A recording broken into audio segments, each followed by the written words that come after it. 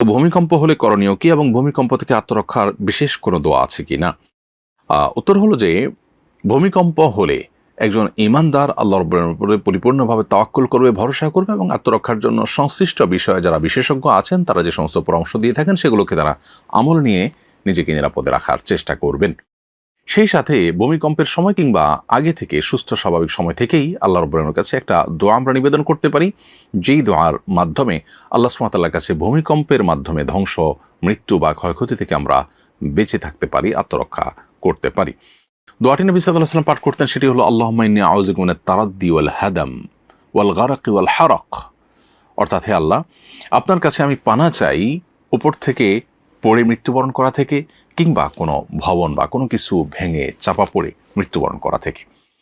এখানে পরিষ্কারভাবে যে দোয়া করা হয়েছে তার মাধ্যমে ভূমিকম্পের মৃত্যু বা ভূমিকম্পে ক্ষতিগ্রস্ত হয়ে মৃত্যুবরণ করা থেকে বাঁচার সুস্পষ্ট দোয়া আল্লাহর কাছে রয়েছে। অতএব এটিকে আমরা নিবেদন করতে পারি এবং স্বাভাবিক অবস্থাতে এটি আমরা বারবার করে আল্লাহ তাআলার কাছে পড়তে থাকতে পারি। পরিবারের সব সদস্যদেরকে আমরা শিখিয়ে দিতে পারি, আল্লাহুম্মা ইন্নী আউযু বিকা মিনাত তারাদ্দি ওয়াল হাদাম ওয়াল গারাকি ওয়াল হারাক।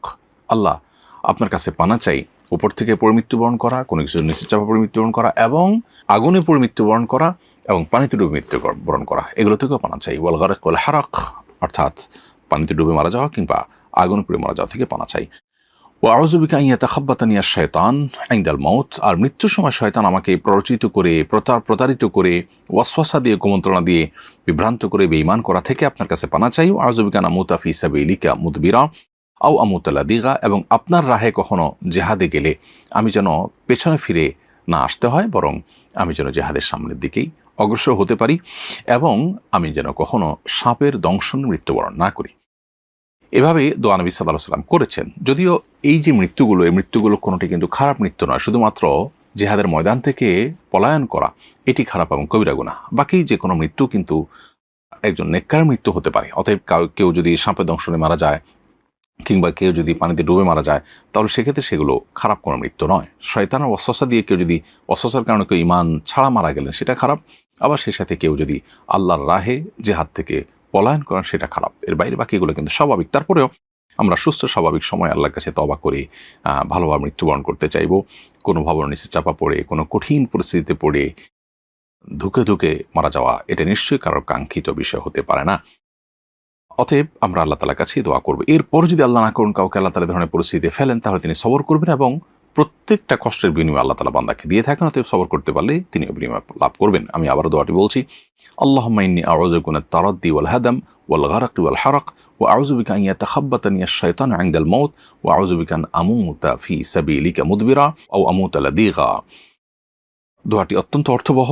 আল্লাহর রাহে থেকে আমরা পিছপা হয়ে পলায়ন করতে গিয়ে মারা যাওয়া এবং শয়তানের ওয়াসওয়াসা এটা নিয়ে মারা যাওয়া অত্যন্ত খারাপ এবং গর্হিত। আল্লাহ আমাদের সব ধরনের এই মৃত্যুগুলো থেকে হেফাজত করুন এবং স্বাভাবিক ঈমানের সাথে নেককারদের মৃত্যু আল্লাহ তাআলা আমাদের সবাইকে নসিব করুন। ভূমিকম্পের সময় বাড়ি ভেঙে যদি কোনো মানুষ মারা যায়, তাহলে বাড়ির মালিক ক্ষতিপূরণ দিতে বাধ্য হবে কিনা? উত্তর হলো যে প্রথমত দেখতে হবে যে ভূমিকম্পে যে বাড়ি ক্ষতিগ্রস্ত হয়েছে সেখানে বাড়ি নির্মাণে কোনো ভায়োলেশন হয়েছে কিনা, সেখানে বড় ধরনের ত্রুটি ছিল কিনা। যদি এমন হয় যে যিনি বাড়ি তৈরি করেছেন, বাড়ি মালিক, তিনি ত্রুটিপূর্ণ বাড়ি তৈরি করেছেন, নকশার বরখেলাফ করেছেন, প্রচলিত নিয়মের ব্যত্যয় ঘটিয়েছেন, নিজের মন মতো করেছেন এবং তার এই কর্মকাণ্ডের মধ্য দিয়ে মানুষের জীবনকে হুমকির মধ্যে তিনি ফেলেছেন। ভূমিকম্প এত আহামরি কোনো ভয়াবহ মাত্রার ছিল না, কিন্তু তার ত্রুটির কারণে মানুষ মারা গেছে, তাহলে সেক্ষেত্রে তার দায়ভার তাকে নিতে বাধ্য করা হবে এবং সেটা শরিয়া আদালত থাকলে সেটা ক্ষয়ক্ষতি এবং সার্বিক অবস্থা বিবেচনা করে ফয়সালা দিবেন এবং তাকে ক্ষয়ক্ষতি নিতে বাধ্য করা হবে। আর যদি তিনি যথাযথ নিয়ম মেনেই বাড়ি করে থাকেন, তাহলে সেক্ষেত্রে এটা প্রাকৃতিক দুর্যোগ হিসাবে ধরা হবে এবং সেক্ষেত্রে তার উপরে কোনো ক্ষয়ক্ষতির দায়ভার বহন করতে তাকে বাধ্য করা হবে না। এবং সেই সাথে যে বা যারা এই ভাঙা বাড়ির নিচে চাপা পড়ে মারা গেলেন, তাদেরকে শহীদ হিসাবে গণ্য করা হবে। তারা আল্লাহ তাআলার কাছে শাহাদাতের মর্যাদা লাভ করবেন যদি তারা ঈমানদার হিসাবে মৃত্যুবরণ করে থাকেন। একজন সোশ্যাল মিডিয়ায় লিখেছে, ভূমিকম্প হলে পুরুষরা দৌড় দেয় আর নারীরা নিজের ওড়না খোঁজে। এরকম দুর্যোগ মুহূর্তে ওড়না ছাড়া বেরোলে গুনাহ হবে কিনা, শরীয়ত এক্ষেত্রে নির্দেশনা কি দেয়?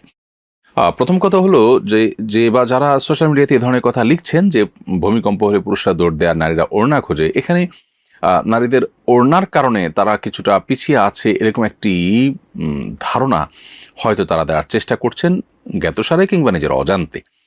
আমি বিনয়ের সাথে তাদেরকে প্রশ্ন রাখতে চাই, কোনো পুরুষ যদি ভূমিকম্প যে মুহূর্তে আঁচ করেছেন, টের পেয়েছেন, ওই সময় তিনি যদি হাফ প্যান্ট পরা থাকেন কিংবা শুধুমাত্র আন্ডারওয়্যার পরা থাকেন, তিনি কি লুঙ্গি বা প্যান্ট কিছু একটা পরে তারপর দৌড় দিতে চাইবেন না?